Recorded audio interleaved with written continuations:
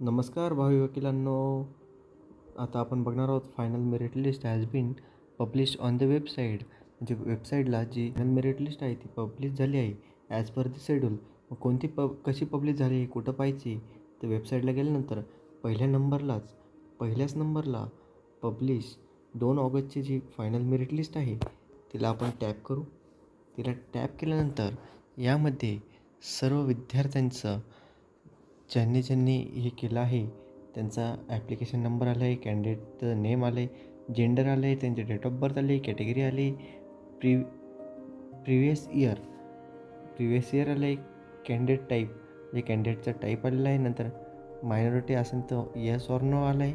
त्याच्यात सर्व माहिती जी आहे आपल्या सी ई टीचे जे पर्सेंटेज आहे ते, म्हणजे जे विद्यार्थी टोटल याच्यामध्ये सर्व विद्यार्थी आले. टोटल किती पेजेसची पी डी एफ आहे तर पाहिलं तर 2161 पेजेसची पी डी एफ आहे. त्यामध्ये सर्वात जे लास्टचं मेरिट आहे तर ते आपण या व्हिडिओच्या माध्यमातून बघूयात. 2 मिनटं फक्त वेट करा. जे गेलं आहे ते सी ई टीचं मेरिट, म्हणजे प्रत्येक मुलाला त्यांनी इन्व्हॉल्व केलं आहे असं आपणास दिसून येतं आहे. कारण की 42,745 विद्यार्थी सर्वांना त्यांनी इन्व्हॉल्व केलं आहे. आणि त्यामध्ये जर बघितलं तर 0.0चं सी ई टीचं पर्सेंटेज आलं आहे.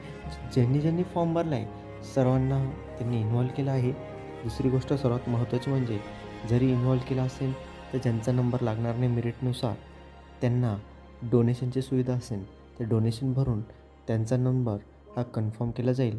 अजून नवीन काही माहिती आली ती आपण पुढील व्हिडिओच्या माध्यमातून बघू. जय जय.